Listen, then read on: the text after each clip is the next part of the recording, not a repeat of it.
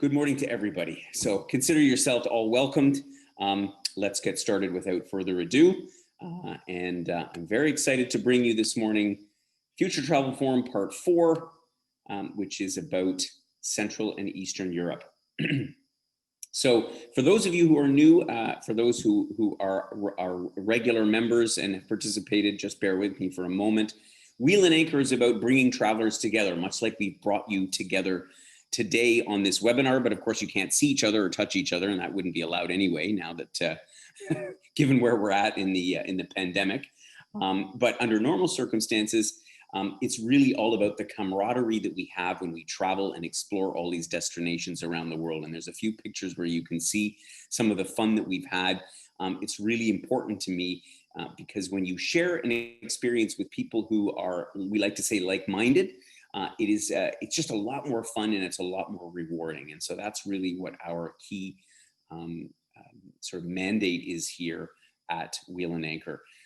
Personally, my mission for you is to become well-traveled and well-connected. So it means a lot more than just ticking off items on a bucket list. Not that there's anything wrong with having a bucket list, but and not that there's anything wrong with trying to see as many countries as you can. I think, let's face it, the more we travel around the world, the more worldly we become, the greater understanding we have for our fellow human beings in all parts of the planet. But it's really about kind of going a level deeper and getting to know people in those countries and becoming connected, not only to the people that we meet along the way, but to your fellow travelers. And again, all inside this notion of bringing travelers together and having a great time with one another. So that's what we're all about.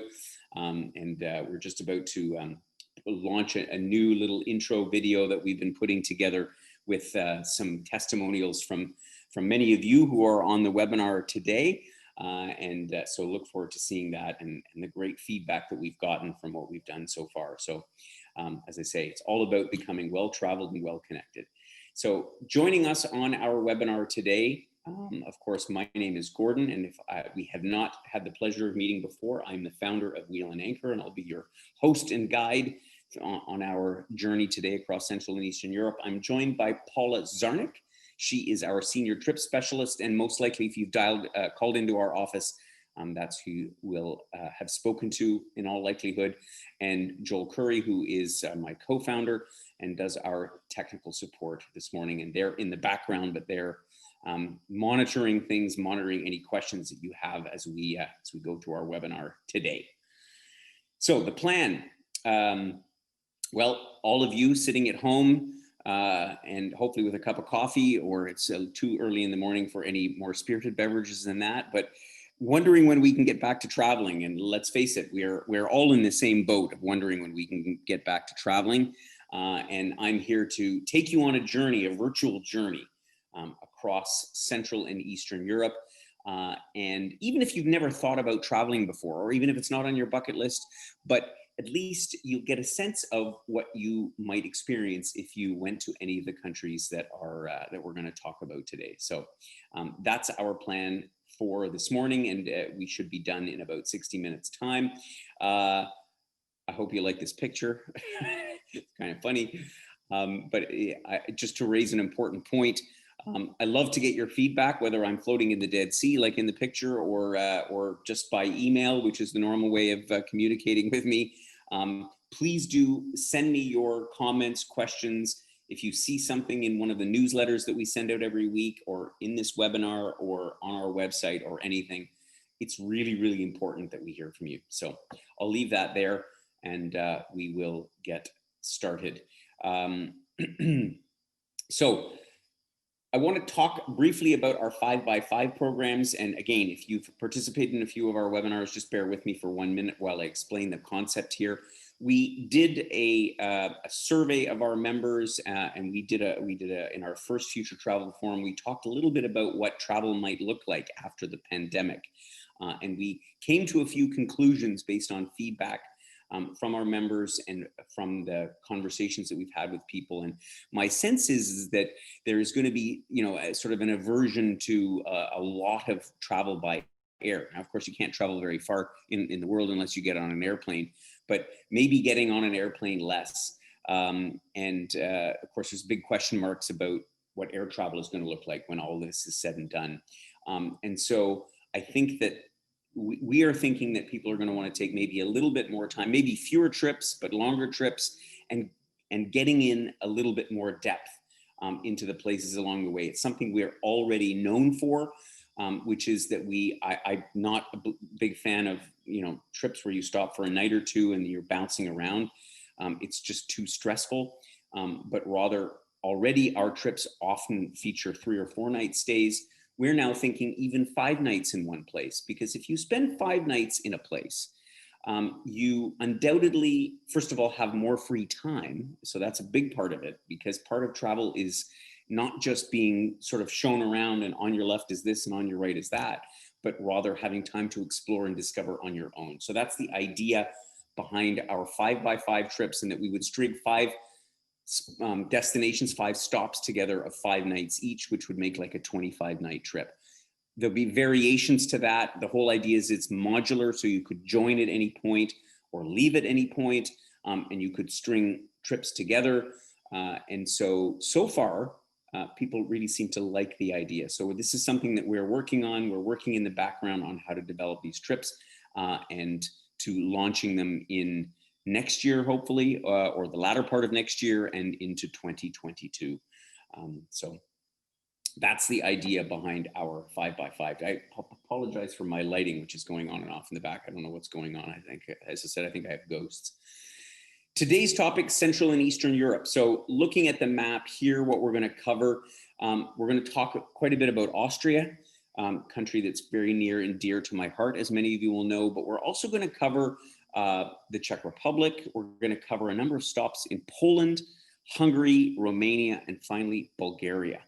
And, for a lot of people, certainly Austria, or at least Vienna, Salzburg have been on the map, and Prague, maybe a Danube River cruise, this kind of thing.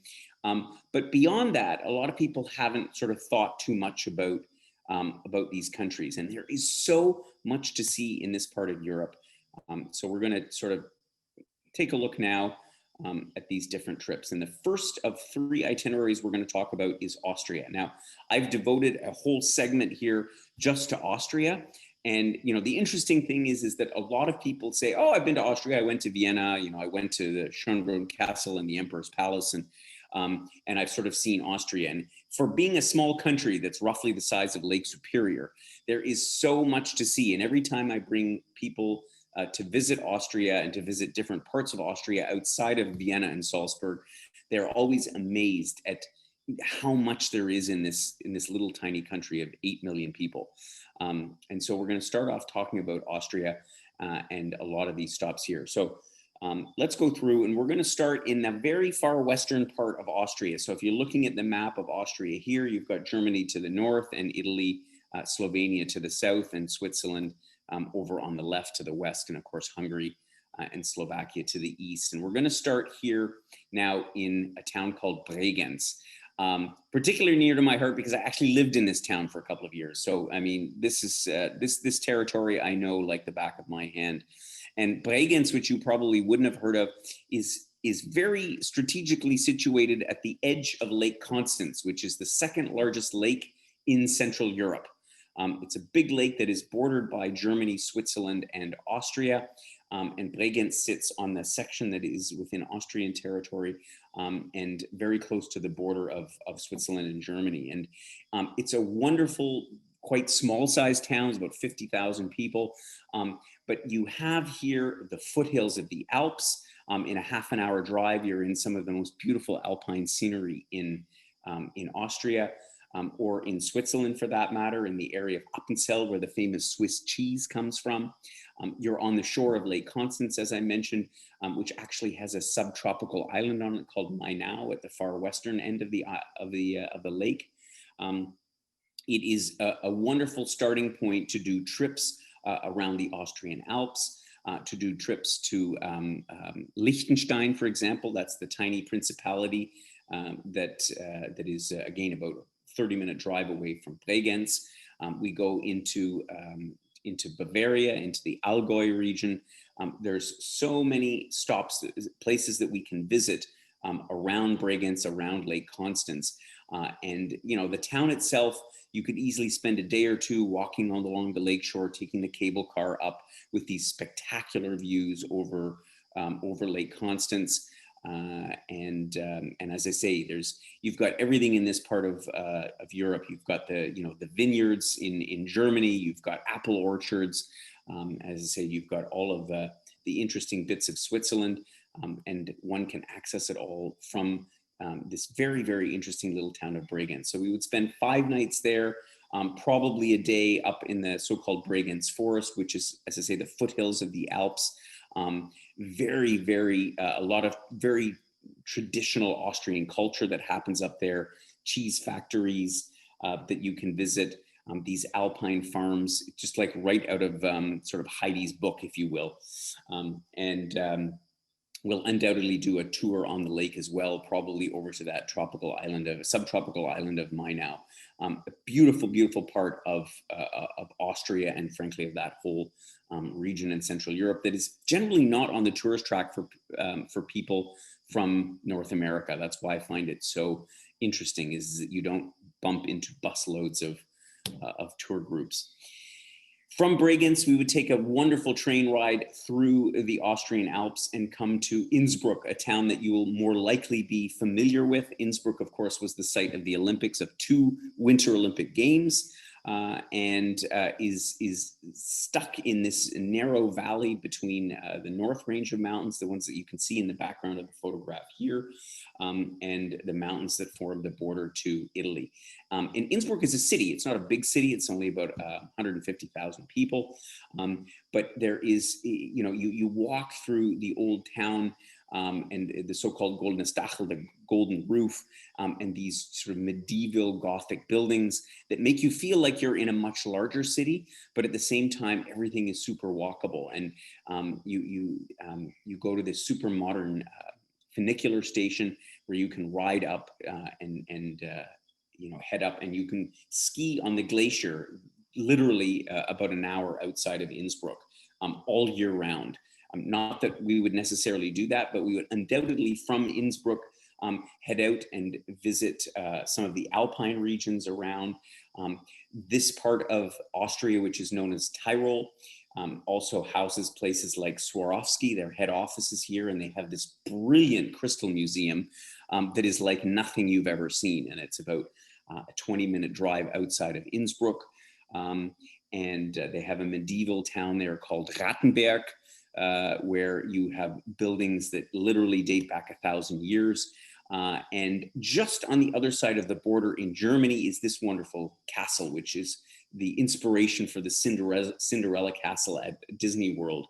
But this is the real deal. This is Neuschwanstein Castle. I'm sure you've seen pictures of it. It's probably the most famous castle in Germany. The mad king lived there. He was a little bit mad to build it in this location because there's a few steps to get up to the entrance, I can tell you that, but it is truly, truly a magical spot, and the setting of it sort of speaks for itself. And so we would undoubtedly, while we spent our 5 nights in Innsbruck, we would make a trip across the border into Germany, visiting the casino town of Seefeld in Austria, which is also super picturesque. Again, many, many things to see in this alpine region of Austria. So our 5 nights there would culminate in a continuation of our rail journey. This is the beautiful thing I like about Austria, and frankly, most of the countries that we would visit in this part of Europe is that everything is so well connected by beautiful rail journeys. So from Innsbruck, we would head over to Salzburg, which is only about 2 hours by train. And you're in this beautiful city, of course, the birthplace of Mozart. We all know that. Salzburg is most famous for the Sound of Music. I don't even like to admit that because it's almost cliche in that the Sound of Music itself wasn't even a thing for the Austrians. When I went to school in Austria many years back, they never even heard of the Sound of Music. And that was long after Julie Andrews sort of sung in the hills, so to speak. Salzburg, though, apart from the Sound of Music, is truly a wonderful, wonderful city. They have a big music festival every summer there, the Salzburg Festival, that's quite well known. And as you can see here, the landscape is more hilly. You're once again in the foothills of the Alps in comparison to Innsbruck. But within an hour, you can be in some of the highest mountains in Austria. This area is also famous for the Salzkammergut, which is the Austrian Lake District. There have been some media articles of late. In fact, I think one of them was put in one of our newsletters a couple of months back. The village of HALLSTATT, which you'll see in this next picture, is sort of like the picture postcard of an Austrian town that you'll find. And it truly is beautiful. Now, this is one of those places that I'm always a little bit torn about because I love bringing people here. I've been many, many times, but it was reported that they now get 1 million tourists a year, and there's only about 2,500 people that live in this little town. But it's become so popular and so well known that this sort of the tour groups come in en masse. So the good thing is that there's many other villages like this that aren't sort of on the on the mass tourism track that you can visit. And the benefit that I bring is that I've been to many, many places around the Lake District of Austria. And I love to show off these wonderful towns with the window boxes full of flowers all summer long and the mountains in the background. I mean, I could go on and on. It's just absolutely beautiful. From Salzburg as well, Salz in German, of course, means salt. So Salzburg and this whole area was known for their salt mines. In fact, in the Roman era, that was really the reason that they settled in this particular area. So there's a couple of neat salt mines that you can visit and go deep into the mountains and sort of slide down these slides like the salt miners did back a couple of centuries ago. So it's a very, very cool place to visit in Austria. I see a bunch of questions coming in. So if you'll bear with me, I'll answer them at the end because it just keeps me sort of on flow. So although I see Paul is on top of our questions, so I'll check back at the end, make sure all your questions gets answered. So that's Salzburg. Salzburg is the third largest city in Austria. And from Salzburg, we're going to make yet again a beautiful train trip, this time to the southeast down to Graz. Now, you might have heard of, you've certainly heard of Vienna, and you might have heard, you will certainly have heard of Salzburg and likely Innsbruck, but Graz is one of those ones that falls off the map. It's Austria's second largest city, and yet it's one of my favorite cities. It's a university town situated a couple hours by train south of Vienna, and is in the province of Styria, which is well known as the breadbasket of Austria. So it's all about food and wine in this area. And I can tell you that food and wine is outstanding. Graz itself is like a mini Vienna. It's super walkable. I have a lovely little hotel that we stay in at the base of the mountain where this bell tower is. You can literally spend days just walking around, soaking in the sidewalk cafes. There's always a hustle bustle of university students walking around. And there's a wonderful river with this super modern bridge that crosses over it. It's just a charming, charming city that is, as I say, the second largest city in Austria, but you feel like you're in a small town, like a BREGENZ or something like that. And Graz is situated, the tours that we would do from there is we would undoubtedly do a culinary day. And so I have a sort of a friend and acquaintance who is the largest private chocolate maker in Austria, quite a hilarious guy. In fact, I dedicated a whole chapter of my book to him. So we'll visit Mr. Zotter and his chocolate factory for sure. And nearby as well, there is another gentleman who makes some of the finest vinegars and schnapses that you will find. And so this is just a sampling of some of the delicacies in this area. They're also known for pumpkin seed oil, a big, big thing in this part of Austria. And I remember the last time I went there with a group of people were so enamored by these products from the countryside. And people were like bringing back as much pumpkin seed oil as they could carry because, you can get it at home, but it's not as much a thing as when you see where they actually make it and the process they went through, and that it's a tradition for hundreds of years. Of course, wine is, as I mentioned, a very important part of this region of Austria. They make wonderful whites, rosés, and even some red wines as well.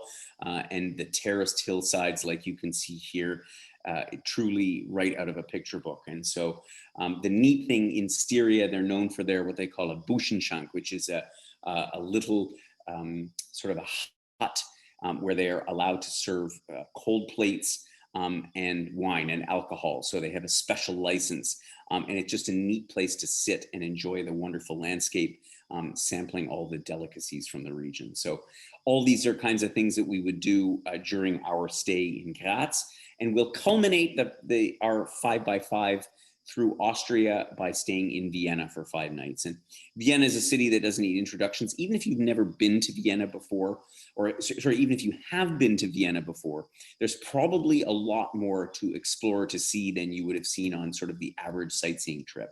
I consider it my second home because I've been countless times, and I sort of wander around there with the same freedom that I do in Toronto, for example.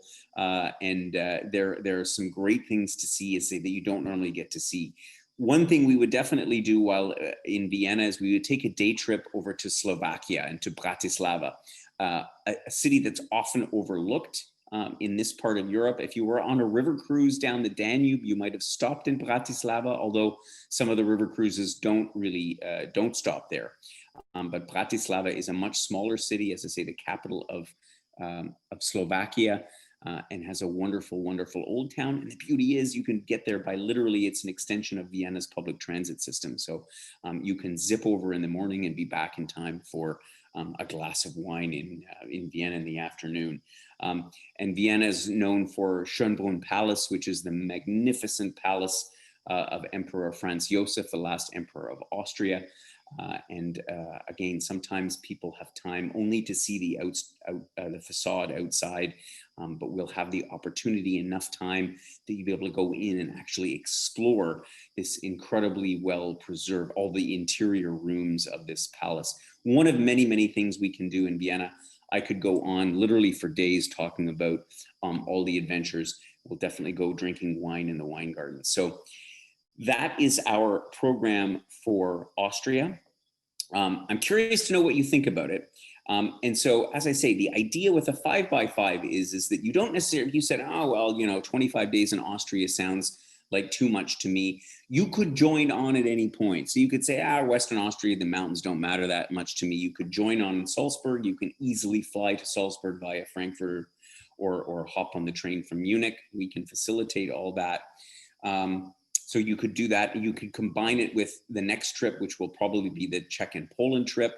So you could go from Vienna. So you part of this trip, part of the next trip. The idea is that we try to combine cities that make logical sense, so that you could do sort of a bit of one and a bit of the other. So curious what you think. Is this the kind of thing that sounds interesting? I'd like to see the details, or no, not so much for me, just to give us an indication on the things that we should be focusing on. Please let us know your thoughts on that. And once you have done that, then we'll move on to our second itinerary in Central and Eastern Europe, which is Czech and Poland. Okay, good. So I see a couple comments here. Yeah, so some have said that they've been to this part of Europe. Completely understandable. I would be surprised if a lot of people hadn't been to this part of Europe. But again, others have said, yeah, they would love to visit some of these cities again. Good. Let's move on to Czech and Poland. So I'm guessing here a lot of these cities most of you will not have traveled to before. Looking at the map here, this program, we will start in Prague, which is probably very familiar. I also used to live in Prague, so it's a city that's also very near and dear to my heart. And we're going to check out Krakow in the southern part of Poland, Warsaw, of course, the capital, and the city of GDANSK, which is really only about in the last 10 or 15 years has sort of emerged on the tourist map as one of those cities that you ought to visit. So starting off in Prague, again, it needs no introduction. I could talk for hours about Prague itself.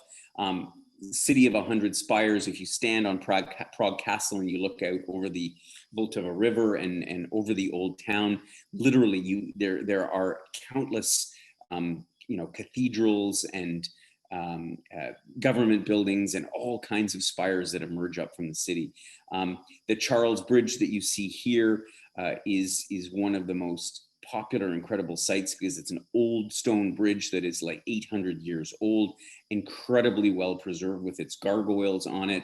And listen, you could spend, a whole 5 nights just wandering around Prague. And I know that many will have been for like, 2 or 3 nights, which is just kind of scratches the surface of all of the things there are to see in the city. But out nearby to Prague, there's some very interesting things as well. One of them being Terezín, which I'll talk about Auschwitz in a minute, because that's another, sobering but important historical site that ought to be visited. And also not far from Prague is KARLSTEJN. And the beautiful thing about the Czech Republic is that there are literally, it's like every town and village has a castle in it. And this is one of these castles that's not far from downtown. You get about 40 minutes away from the main railway station, and you can visit this remarkable castle sitting on a hilltop. Again, I'm speechless because each one of these castles is sort of more picturesque than the next one, and so this is just one of the examples of one of the castles that we visit in and around Prague. But I want to move on because, as I say, Prague doesn't need a lot more description from me. You've probably heard a lot about it, or you've been there yourself. But Krakow. So we would take a train from Prague to Krakow. It's a bit of a long journey, going through the mountains that form a large part of the border between Czech Republic and Poland. So it's a picturesque journey. It's about 7 hours by train, but worth seeing this wonderful countryside. And we end up in Krakow.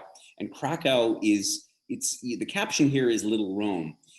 For me, it's actually remarkably similar to Prague, similar but different.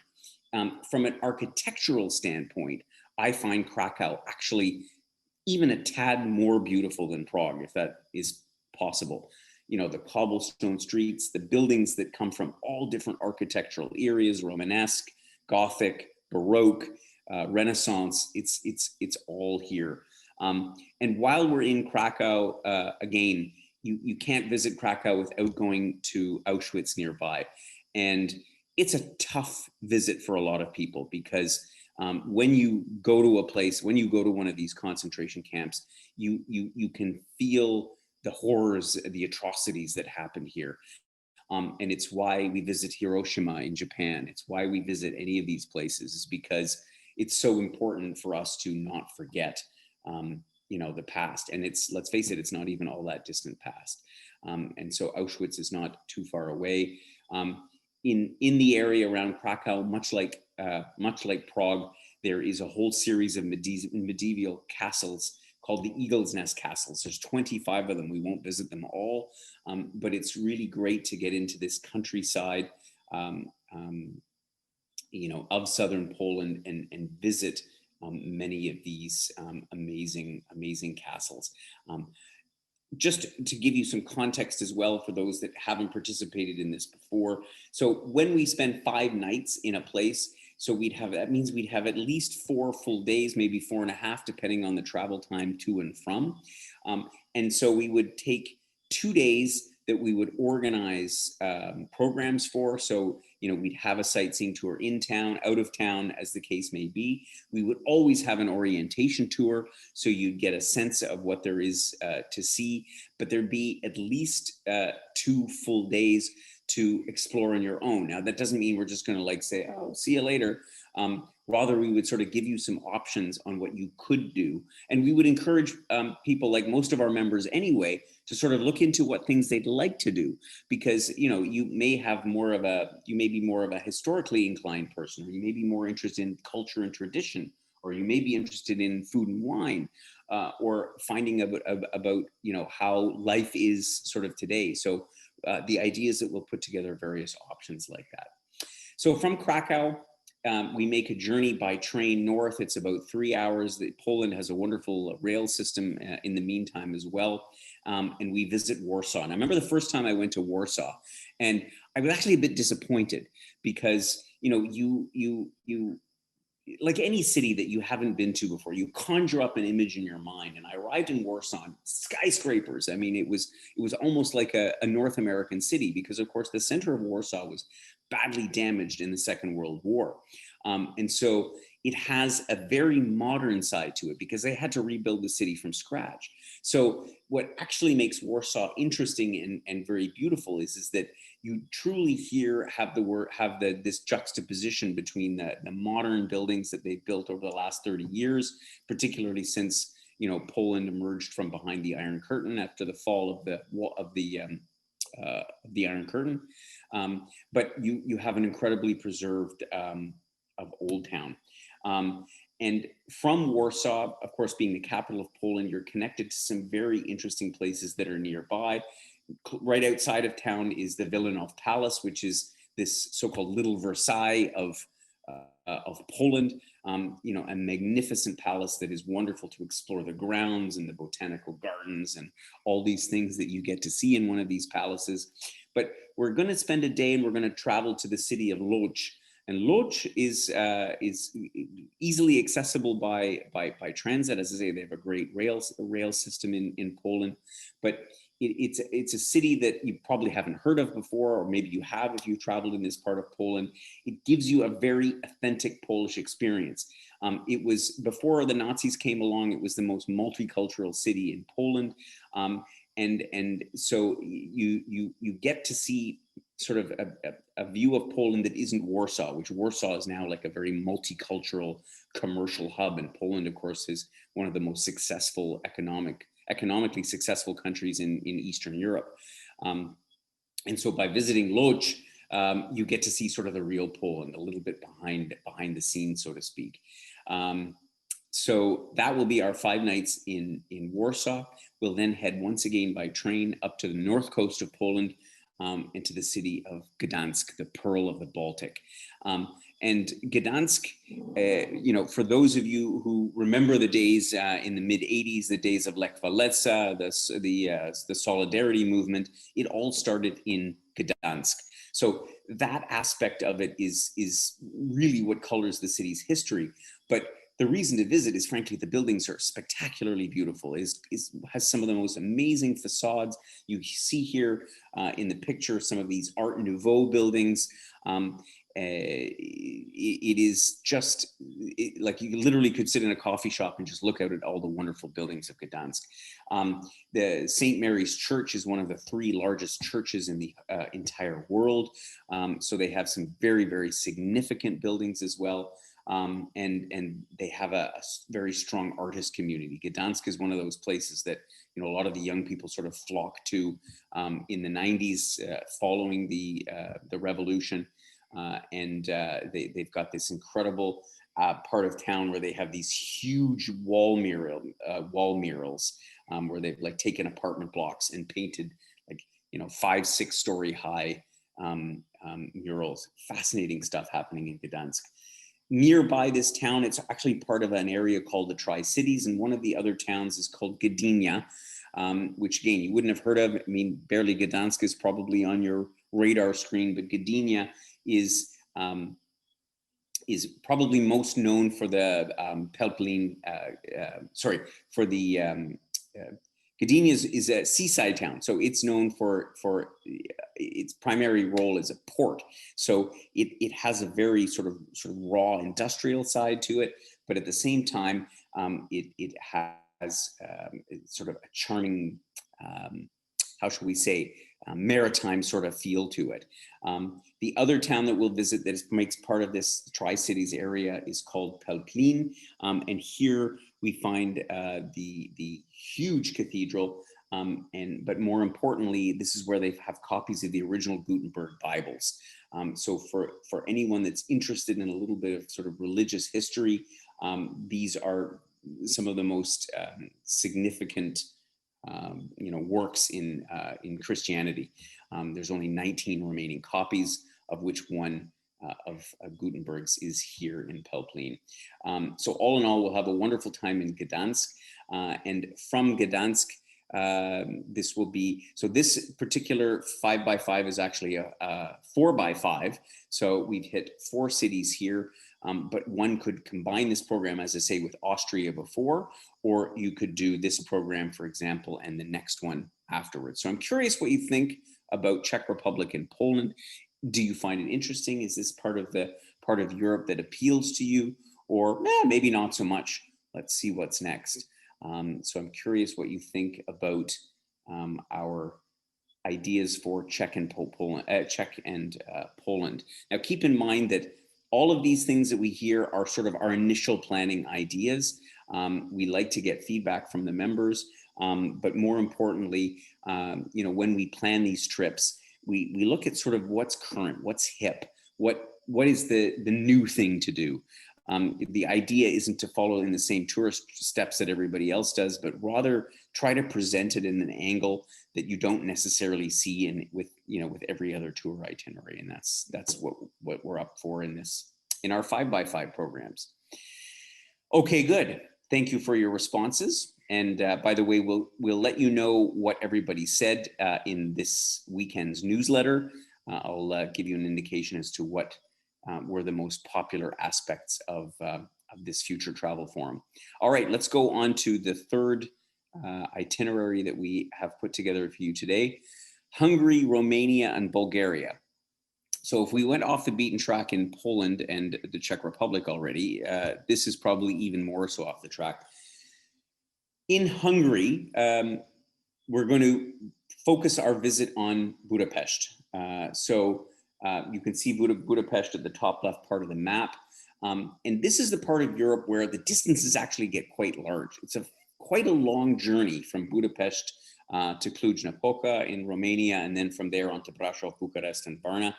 One doesn't realize that this whole side of Europe covers a vast amount of territory. And quite frankly, given that we're delving further into Eastern Europe, the transportation infrastructure is not as robust as you'll find in Western Europe. So the trains don't go as fast.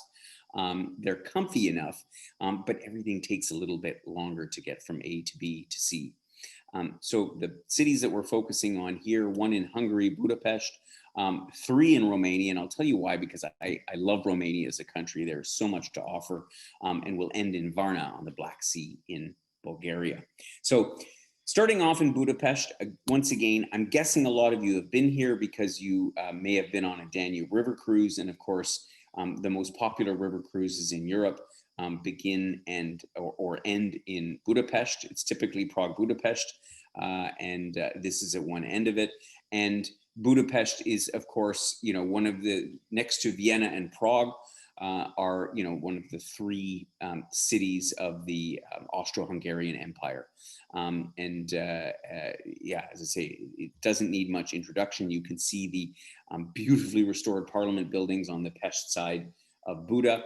The city is divided in 2 by the Danube River, and you can easily spend a day wandering around either Buda or Pest. And that's why 5 nights is the bare minimum you'd want to spend in this city. There's, beyond the parliament buildings, you have Buda Castle, which sits immediately opposite on the hillside up on the Buda Hill. Budapest is also, interestingly enough, known for its hot springs, and so you can hardly visit without visiting the Gellert baths, which are sort of hewn out of the rocks, where all of this natural, quite sulfurous water emerges out of the depths. And it's kind of unique. I remember an experience when I was there, and they weren't exactly friendly, the attendants in this bath. In fact, they were, they treated everybody like they were, some kind of prisoners in a, but it was a great experience nonetheless, because it was real. It wasn't all, 5-star luxury and deluxe. It was a very raw, true, hot spring spa experience that you felt like you're in Eastern Europe. So while visiting Budapest, we will take some trips to the Hungarian countryside, in particular Lake Balaton. And so Lake Balaton is the 2nd biggest lake in in Eastern Europe. It is, they call it the Hungarian seaside because of course Hungary is landlocked. They don't have any coastline on the sea. So in the summertime, people flock to Lake Balaton. And it really is a beautiful lake because it's surrounded by hills, kind of like you see there, with, you know, vineyards. And this is sort of a volcanic region. While we're in this area, I like to go to the Napoca Lake Caves because they have this really neat system of waterways under this town. And you can take a boat trip, literally being sort of underneath the town. It's really, really cool. The other place we'll visit from Budapest is we'll probably take a boat trip up to the so-called Danube Bend and visit Szentendre. And Szentendre is really a neat town because this is like an artisan town. Wonderful galleries, Baroque buildings, a great way to spend sort of a day exploring a lesser known Hungarian town. So this is how we will get a sense of this part of Hungary. And you can really cover a sort of a fair bit of ground in the country from Budapest. And that's why I felt that 5 nights in Budapest was really enough to give you a sense of Hungary. There's not a lot of other towns that are of great interest that I would say, ooh, we got to rush off and see that, but we can cover most of it from the capital, Budapest.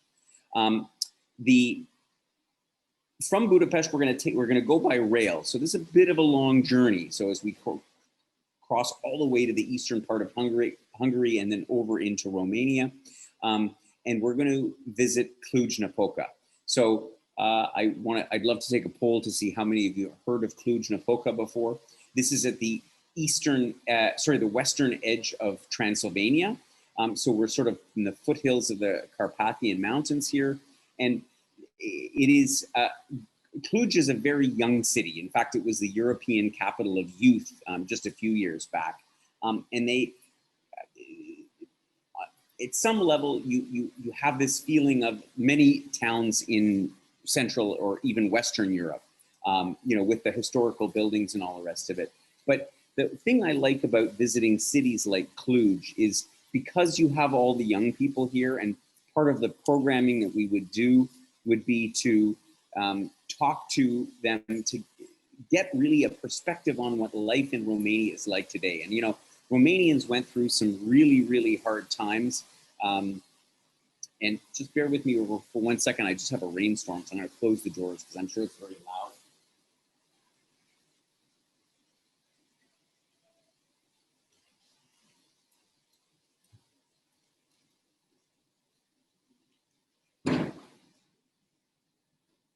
Sorry, that was an unexpected thunderstorm, so I'm back.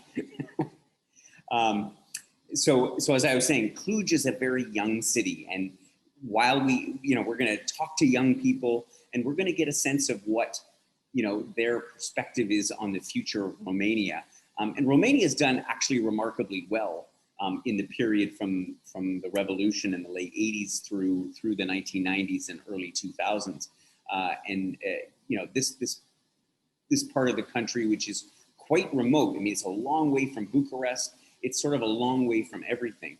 And that's why it's interesting to get into this off the beaten track part of Romania. This is already Transylvania. And so Transylvania, as I say, follows sort of the Carpathian Mountains almost all the way across Romania. And so we will, from here, they've got some very, very interesting places to visit, like the so-called Ardeal Delta, which they actually call the Transylvanian Delta. Some beautiful villages and a very, very deep lake, the deepest lake in Romania, where they have, monsters underneath the lake, much like in Loch Ness. So you have I don't even know how to describe it. It's this mysterious feeling, much like you get if you visit Loch Ness in Scotland. We'll also head out to the Turda salt mines and the Turda Gorge that you can see here. The salt mines themselves are neat because they are 120 meters underground, and they've built an entire, like almost an amusement park. There's a Ferris wheel, there's a football pitch, and even a small golf course all underground. Like it's something like you've never seen before.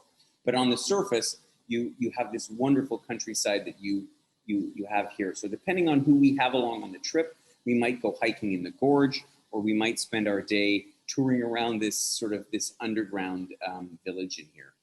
We'll travel from Cluj more into the center of Transylvania, in particular Brașov. And so I remember when I visited Brașov the first time, which was 17 years ago, and I was completely taken by this, relatively small town in central Transylvania. It's known as the gateway to Dracula's castle. I'll talk about that in a second, but it's an old fortress town where you have, towers and walls and, all these things like a Dubrovnik, that kind of a feel that you have to it. But in the middle of the Carpathian Mountains, you can take the cable car up, you can see it in the background there. And it's just it's the type of place where you feel like you could spend, 2 weeks here to sort of soak in the atmosphere of it.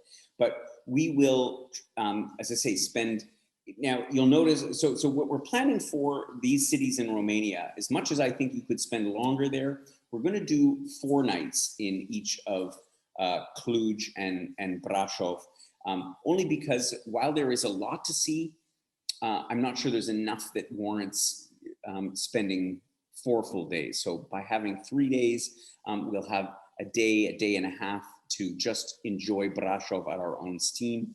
I remember when I went, I just didn't have enough time to wander around and take it all in. But we have to spend a day at Dracula's castle. And so Bran Castle here, which is where Vlad the Impaler lived and of course was executed, I guess as the story goes, was the inspiration for the novel by Bram Stoker. And it really is a very, how shall I say, it's a scary place. Like you walk around this, and of course they've decorated it with Dracula memorabilia and all the rest of this kind of thing. It's one of the neat and very unique castles in this part of Transylvania. It's quite different than the ones that you'll find more in the central and western parts of Europe. Nearby as well, which we will definitely have to visit, are Peles Castle and the whole Carpathian mountain range. And I remember traveling through there and looking up to the mountains, and I swear you think you're in the Alps because there's snow-capped mountains and they have ski resorts up there. And just being in this part of Europe, you don't feel like again Romania so much. And I love Romania as a country, partly because of the incredible landscapes that they have, like in Trans-Siberia, like in Transylvania. But the other part of Romania that I find incredible is they have fantastic food, and they have very wonderful sort of warm people. The hospitality, and many of you know I'm very big on hospitality, in Romania is truly so underrated. So anyway, we'll spend our 4 nights in Brașov and in Transylvania, and then we'll head down to the capital of Bucharest. And Bucharest is known as the Paris of the East. In fact, when you walk around the old streets, you look at the facade and the buildings and you think to yourself, this could be Paris or it could be Vienna. Now, many of the buildings even today still have not been restored to the same level as they have been in Paris or Vienna. But still you get a sense of the grandeur of the city. At the same time, it's a dichotomy because of course, all those years of communism took a toll on the city. And I remember when I was there the first time, and again, this is going back about 17 years, there were stray dogs all over the city. They've largely solved that problem. You don't have to worry about it anymore. But there was this real sense of sort of destitution there. And it's come a long way. Romania has become, it's a very educated population, and it's become a tech capital in Europe. So there's been a lot of improvement, but nevertheless, you have this ominous feeling of those years, particularly of the Ceausescu dictatorship. And, we'll all remember that because it was that was all part of the beginning of the revolution when the Soviet Union broke up and the wall came down. And you know, one of the most notable sites for that was the Palace of the Parliament, which I remember walking through, and they have a grand ballroom inside, like that literally you can park a 747 inside. This massive, massive building that Ceausescu built while the rest of the country was practically starving. So it's quite a monument, and again, it's a sobering sort of reminder about, you know, the excesses that existed during the time of communism, and you know, all the efforts went, you know, the stories that they tell about the people who lost their lives in the construction of this icon for the dictator Ceausescu. We'll also visit Primavera Palace, which was Ceausescu's residence, which is equally as grand, not as large, but like literally the guy had gold faucets in his bathrooms, and, you know, gilded tapestries and all this kind of stuff. And again, it's this sobering reminder of what, you know, what dictatorship was all about back in those days. But Bucharest is a great city to visit. There's some wonderful palaces outside of town that, you know, if we so choose, we'll go off and visit. You know, Domeniul Stirbi, or one of the other palaces that are not far from Bucharest. From here, again, we take a bit of a longer journey, and we're going to cross over into Bulgaria. And so by this trip, we'll have spent 12 nights, so 4, 4, and 4 in Romania, and that will give you a really great sense of that country. And again, I have such fond memories from my visits there that I can't wait to go back. I'd go back in a heartbeat. So we're going to end this trip on the Black Sea coast in Bulgaria. And so, you know, just a note about Bulgaria, because, you know, many of you who know me already know that I'm sort of brutally honest when it comes to these things. The capital of Bulgaria is Sofia, but it's actually not a city that I would say is worth visiting. It's quite destitute. There's not a lot of interesting architecture there. And so I much rather visit Varna, which is the second largest city in the country. It's on the coast, on the Black Sea coast. And so there's a lot of benefits to that, because you get a feeling of what a large city in Bulgaria is like. And Bulgaria is you know, less fortunate, as if you will, than Romania. They've struggled even more. It makes Bulgaria it's known to be the least expensive country to visit or to live in Europe. And so, you know, that being said, it's quite a beautiful city. It has a wonderful old town. It has a massive cathedral as well, and tons of monasteries. So, but for me, what I like most about Bulgaria, well, I love the Black Sea, and it's wonderful to bathe in. They have a good long sort of swimming season, but it's the food. So particularly their salads. They have a salad in Bulgaria called shopska salad. I'm always on the hunt for it, but it's because it's made with a certain type of goat cheese that you can't find everywhere.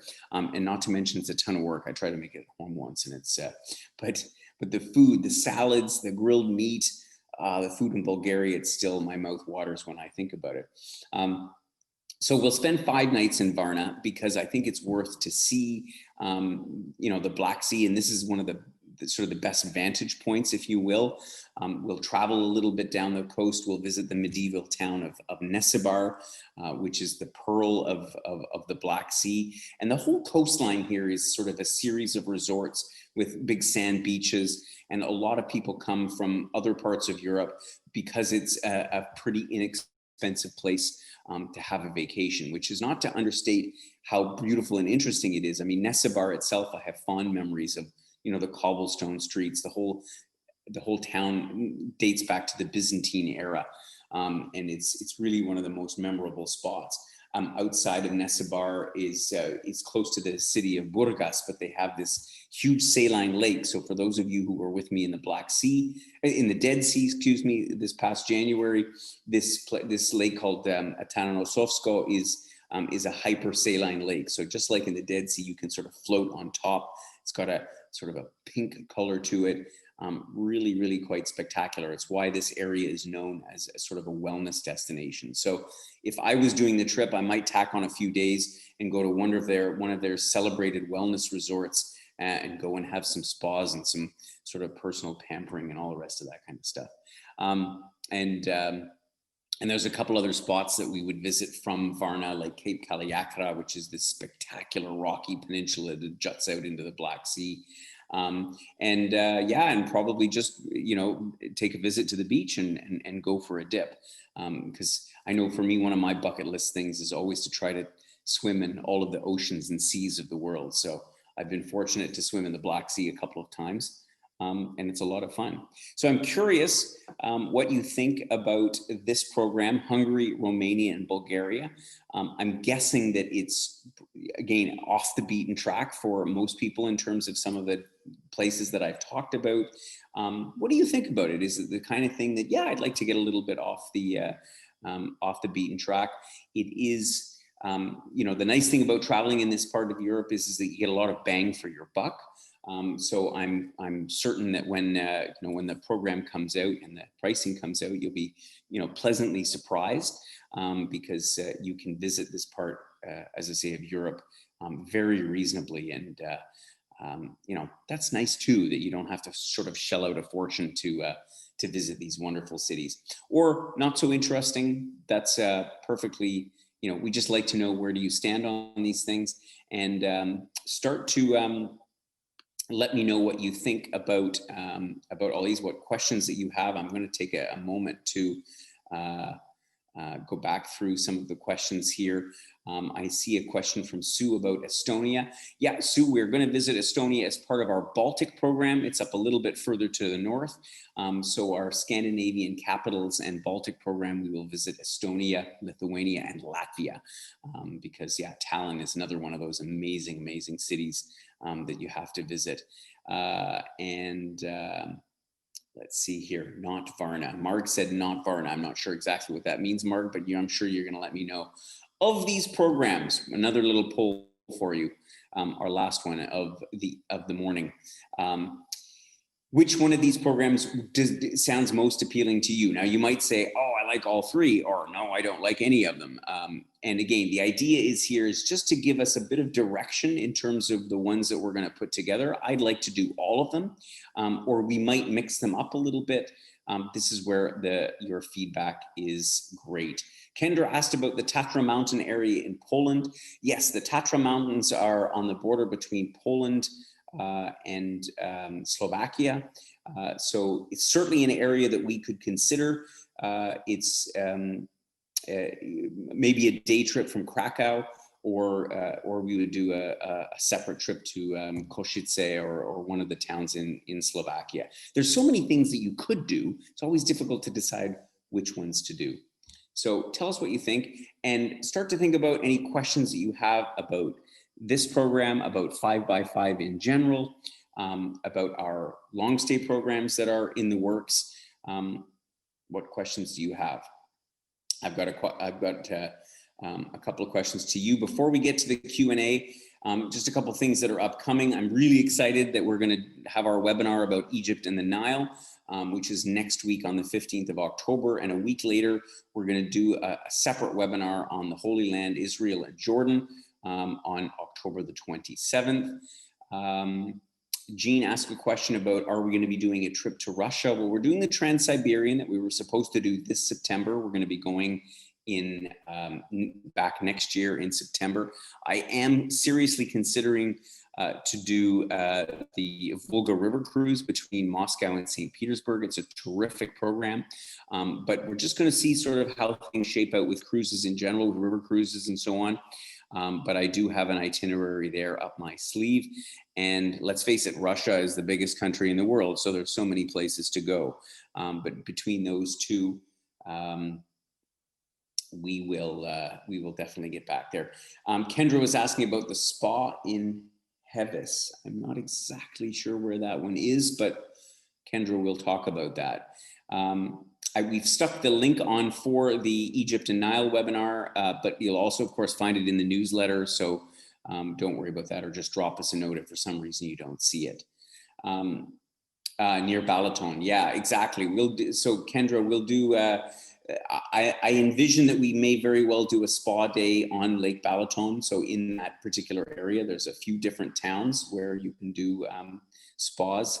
So we'll make a note of that, and we'll do our best to include something like that into the program. So what are your thoughts? I'm curious. I've gotten a lot of feedback from our newsletter over in the last couple of weeks. I mean, obviously, you know, we are forced to stay at home for it looks like at least another few months. How is everybody? Oh, I see. Paula just mentioned that there's questions in the question box. I've got a lot of buttons. Will we be doing a webinar on Armenia and Georgia? We actually did a webinar on that one already, Rose, and you can find it. In fact, Paula, maybe you could send Rose a copy of the recording of that webinar. We did that I'm not sure when that was, but about a month ago or so. So we will send that to you. How many days would the tour in Romania be in total? So yeah, the Romanian portion of the tour would be 12 nights. If we did Cluj, Brașov, and Bucharest, which I think is about the right amount of time for Romania. I mean, for, you know, most trips will try and do Romania and Bulgaria all together in 10 days, and I just think it doesn't do it justice. There's so much to see over there.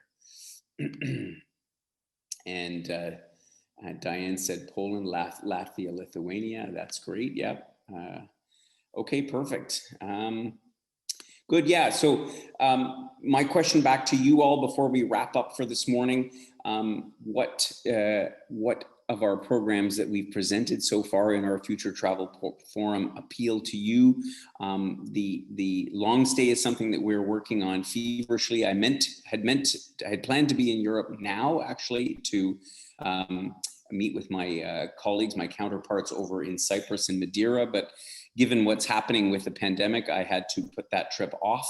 So we're still working on it in the background, but it'll take a little bit longer because I can't go there myself, and I always like to make sure that everything is up to my standards. So Diane, yes, we will send you a link to the Armenia webinar. Anybody that's on the call, if you are missed anything that we have, and if you haven't found it on our website, please just drop me a note or drop Paula a note. And we will we'll send you the links to all of those webinars that we've already done, and there's more coming up. Fran was mentioning here she liked the idea of unique rail tours. There are definitely some rail tours. I'm a big fan of rail travel. There's a wonderful one in Spain called Al-Andalus that we're looking at doing. The Trans-Siberian, of course, has been very popular for us. Let's hope we can actually go next year.